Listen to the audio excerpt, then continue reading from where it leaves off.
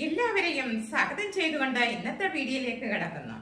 ഇതുവരെയും എന്നെ സപ്പോർട്ട് ചെയ്ത എല്ലാവർക്കും ഹൃദയത്തിൽ നിറഞ്ഞ് നന്ദി രേഖപ്പെടുത്തിക്കൊള്ളുന്നു. തുടർന്നും എല്ലാവരുടെയും സ്നേഹം സപ്പോർട്ടും എനിക്കുണ്ടാവണം. അപ്പോൾ ഇന്നത്തെ വീഡിയോ ഒരു ക്യാരറ്റ് പുഡിംഗ് ആണ്. എല്ലാവരെയും ആ ക്യാരറ്റ് പുഡിങ്ങിലേക്ക് ഞാൻ സ്വാഗതം ചെയ്യുന്നു. അപ്പോൾ ഞാൻ ഉണ്ടാക്കുന്നത് എങ്ങനെയാണെന്ന് നമുക്കിന്ന് കണ്ടു നോക്കാം. എല്ലാവരും ക്യാരറ്റ് പുഡിങ് റെഡിയാക്കുന്നുണ്ട്. ആ കൂട്ടത്തിൽ ഞാൻ ചെയ്യുന്നതും കൂടി എങ്ങനെയെന്ന് നമുക്ക് കണ്ടു നോക്കാം. ഓക്കെ, ഇത് വലിയ 2 ക്യാരറ്റാണ്.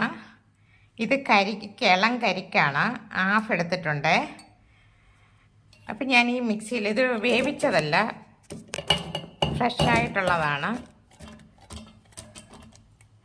ഇത് മിക്സിയിലിട്ട് തേങ്ങയും കൂടെ, ഇളം കരിക്കാണ്,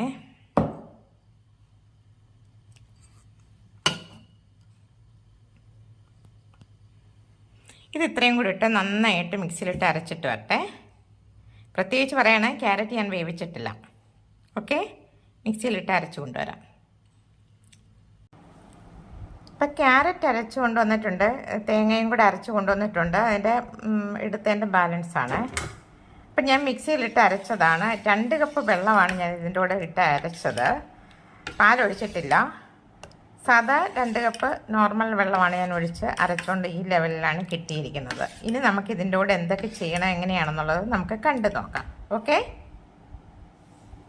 അങ്ങനെ ഞാൻ അടുപ്പ് കത്തിച്ചു. ക്യാരറ്റും ഇളം തേങ്ങയും കൂടെ ഞാൻ അരച്ച് അതാണ് അരിപ്പയിൽ അരിച്ചെടുത്തു. ഇനി അതിലേക്ക് ഇതിന് 1 കപ്പ് ഷുഗർ ഇടുകയാണ്, പഞ്ചസാര ഇടുന്നു. അതിലേക്ക് 1 കപ്പ് പാലും കൂടി ഒഴിക്കുകയാണ്.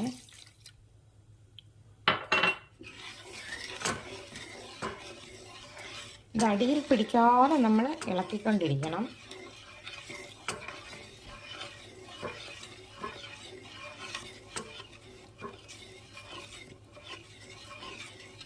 നന്നായിട്ട് തിളച്ച് നല്ലതായിട്ടൊന്ന് കുറുകി വരട്ടെ.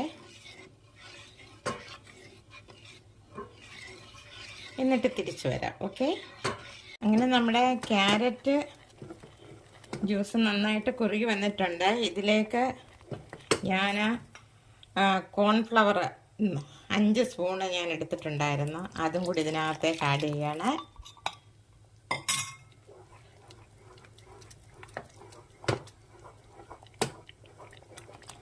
ഇതിലേക്ക് 1/4 സ്പൂൺ വാനില എസൻസ്,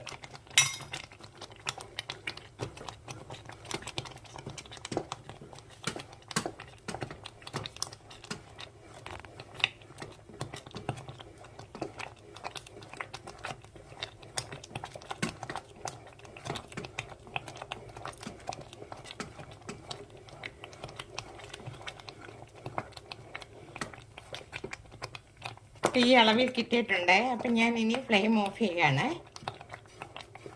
ഇത് തണുത്തതിന് ശേഷം നമുക്ക് തിരിച്ചു വരാം. ഓക്കെ,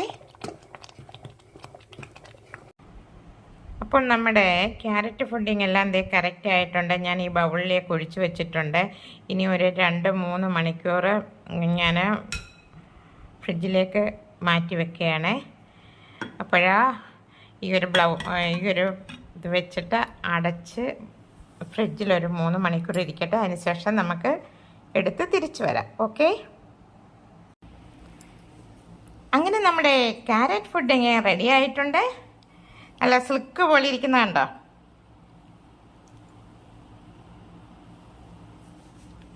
നല്ല സോഫ്റ്റ് ആയിട്ടിരിക്കുകയാണേ. നമുക്കൊരു ലേശം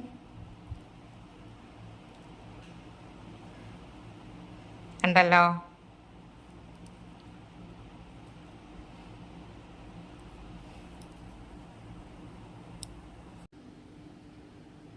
അങ്ങനെ ക്യാരറ്റ് പുഡിംഗ് റെഡി ആയിട്ടുണ്ട്. എല്ലാവർക്കും ഇഷ്ടപ്പെട്ടിട്ടുണ്ടെങ്കിൽ സപ്പോർട്ട് ചെയ്യുക. ഇനി ഞാൻ പുതിയൊരു വീഡിയോയുമായിട്ട് ഞാൻ നിങ്ങളുടെ മുന്നിൽ എത്തുന്നതായിരിക്കും. നന്ദി, നമസ്കാരം.